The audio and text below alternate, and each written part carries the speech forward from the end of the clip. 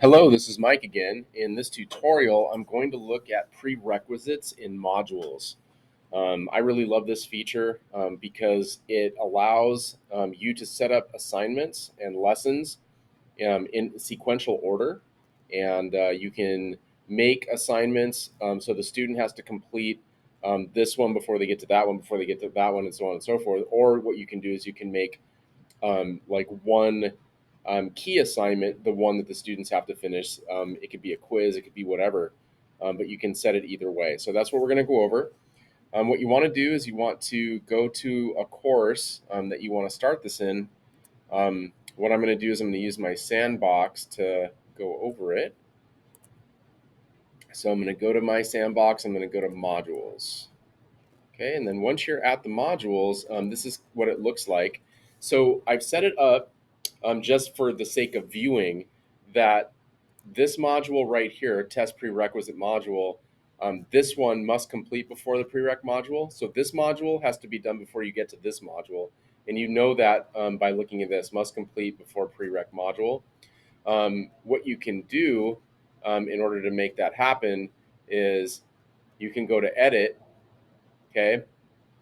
And then what you would do is you would go add prerequisite, right? So if I wanted this one, this Jordan back to school night template to be done before this must complete before prereq module, I would go here and then go to edit, and then I could add prerequisite, and then I could go Jordan back to school night, and I would click one of those, which would mean that the ones previous have to be completed before you move on, is basically what it means. So the process of doing that is just locating the three dots to the right of each module header, right? This is just the header line, clicking on edit, and then adding the prerequisite to that. So the prerequisite I would add would be the back to school night one, and I could put as many prerequisites as I wanted to make, or I don't have to choose any.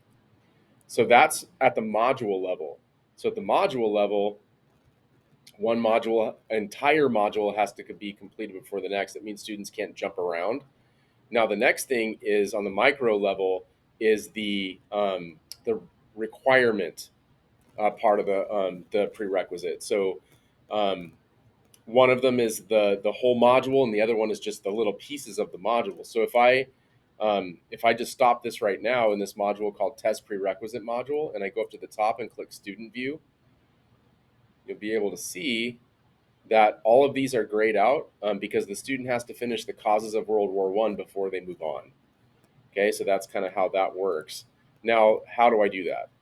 So what you do is if you have a body of work, like this is a causes of World War One lesson that I've taught before, and I want students to go in the order I want them to go in. I don't want them to jump around. So what I would do is in the causes of World War One, right here, um, what I would do is I would make the assignment, right, and I'll just click on it, and all I did was this is a page, and then what I did is inside of it I put a causes of World War One video quiz. If you want to make a video quiz in Canvas, I have a video on that on the ETMS, which I'll also link in underneath this video. So I created the assignment, and then I will go back to modules. Okay, and then once I create another portion, so I put a World War One causes discussion, and I'll click on that one, wait for it to come up. So the question is, are some conflicts unavoidable? Explain why you think people have conflicts with each other and whether or not those conflicts can be avoided. So that's the question. And then if I go back to modules, um, if I wanted them to complete causes of World War One before World War One causes discussion, I would come up to the module level.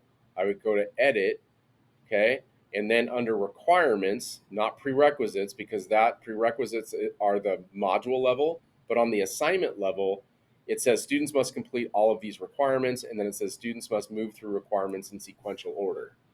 Okay, so as long as I have that toggled, then students will have to go stepwise through each one of my assignments. Um, Now, if I wanted to do something different than that, and I don't care the order of the assignments, but I do want to pick one assignment that the student has to complete before they leave. Let's say it's the quiz. So you see at the bottom it says World War One causes quiz. If I don't care how they go through these top assignments, they can do them in whatever order they want. But I do care that they finish that quiz. Um, what I would do is I would go to the module level, I'd go edit, and then what I could do is I could click this.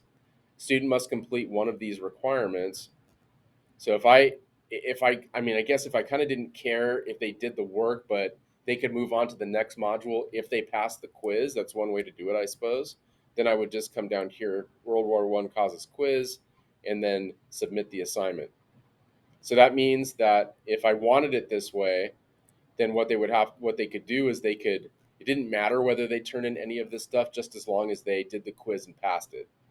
So if I wanted them to do the quiz and pass it, I could go edit, and then right here, what I'll do is I'll get rid of these. I'll go add requirement.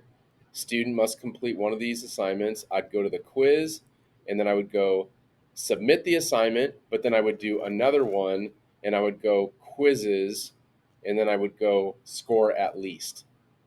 Okay, so out of 30, they would have to score at least 15 or better in order to move on, showing their mastery, and then I would update the module, and then that's their requirement before they would move on. So I love this feature in Canvas. This allows me to do all kinds of stuff, including follow-up assignments, students who finish early. You can track progress. Go up here, I believe. So there's view progress right here. So I can view the progress of how students are kind of going through, and if I needed to I could follow that, and then I can give the students points even if they don't completely finish one of these things. There's just so much flexibility involved in these prerequisites. Okay, so that's how you go through modules, and then you add prerequisites and requirements.